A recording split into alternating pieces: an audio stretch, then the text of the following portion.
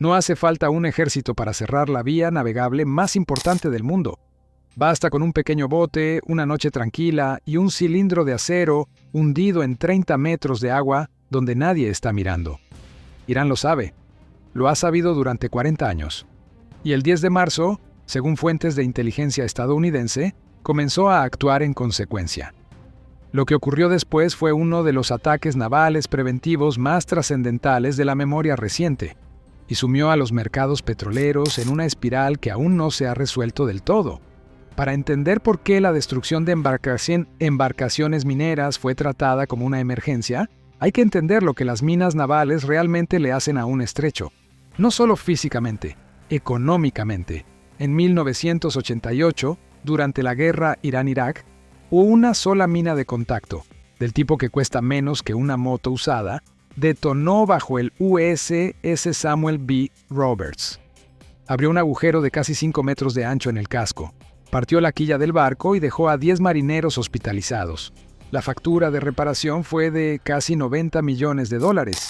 Una mina, un barco, un incidente. Ahora aplíquese esa lógica al estrecho de Hormuz. El carril de navegación tiene solo 2 millas náuticas de ancho en cada dirección.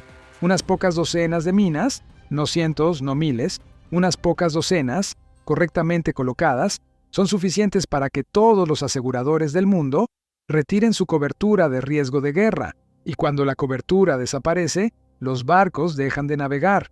No porque sean hundidos, sino porque ningún armador envía un buque por una vía marítima que no puede asegurarse. Y esa era el arma que Irán se preparaba para desplegar.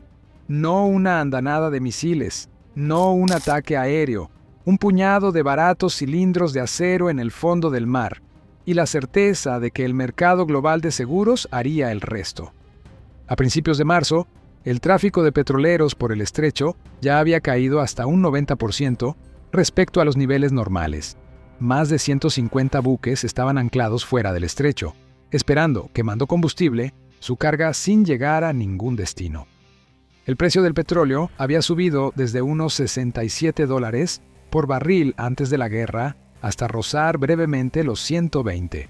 La amenaza de las minas, incluso antes de que se confirmara una sola en el agua, ya estaba cumpliendo su función. El Mando Central de Estados Unidos, pues confirmó el 10 de marzo que las fuerzas estadounidenses habían destruido 16 embarcaciones iraníes de minado cerca del estrecho de Hormuz. La operación, según fuentes de defensa, fue preventiva, basada en inteligencia sobre los planes operativos de Irán, sin esperar a que se confirmaran minas en el agua. El presidente Trump dejó clara su posición ese mismo día. Advirtió que si Irán había colocado minas en el estrecho, debían retirarse de inmediato y que seguirían consecuencias militares a un nivel que, en sus palabras, nunca antes se había visto. Añadió que Estados Unidos usaría la misma tecnología de misiles empleada contra narcotraficantes para eliminar cualquier embarcación que intentara minar el corredor. Las 16 embarcaciones destruidas el 10 de marzo no fueron el fin de la operación. Para el 19 de marzo, que según declaraciones del general Dan Kane, presidente de la Junta de Jefes de Estado Mayor, el número total de embarcaciones iraníes de minado destruidas había ascendido a 44. Eso representa una reducción significativa en la capacidad de Irán para sembrar el estrecho. Pero no es una eliminación completa. He aquí el motivo. El inventario de minas de Irán, según estimaciones de defensa, se situaba en algún lugar entre 2.000 y 6.000 minas. Las embarcaciones destruidas eran el mecanismo de entrega, los pequeños botes que transportan 2 o 3 minas cada uno y las despliegan durante incursiones nocturnas por las rutas de navegación. Su destrucción interrumpe significativamente la capacidad de Irán para colocar nuevas minas. Pero las minas que ya habían sido colocadas en el agua antes de los ataques, un informe de CNN citando fuentes de inteligencia, sugería que unas pocas docenas habían sido colocadas en los días previos al 10 de marzo, esas siguen ahí. Y encontrarlas es un problema completamente distinto. El daño económico causado por la amenaza de minas se ha extendido mucho más allá del sector energético. El petróleo Brent subió desde unos $67 por barril hasta rozar brevemente los 120, mientras los mercados descontaban la posibilidad de una interrupción prolongada. El petróleo, a $120, no se queda en el mercado petrolero. se propaga, los costos de combustible para aerolíneas suben, las tarifas de contenedores marítimos suben, los costos de insumos manufactureros suben. Y dado que la energía influye en casi todos los precios de una economía moderna, la inflación sigue, no de inmediato, pero en cuestión de semanas. Los países que sienten esto de manera más aguda no son los Estados Unidos, que cuenta con una capacidad de producción doméstica considerable como amortiguador. Los países que sangran están en Asia. Japón obtiene aproximadamente el 90% de su petróleo crudo de Oriente Medio, casi todo a través de Hormuz. Corea del Sur obtiene aproximadamente el 70% de su crudo por la misma ruta. China, el mayor importador de petróleo del mundo, obtiene alrededor del 45% de sus importaciones a través del estrecho. Corea del Sur ya ha activado un programa de estabilización de mercados de aproximadamente $68 mil millones en respuesta a la volatilidad relacionada con la guerra. La Agencia Internacional de Energía puso en marcha lo que describió como la mayor liberación de reservas de emergencia de su historia, 400 millones de barriles de reservas estratégicas de los países miembros.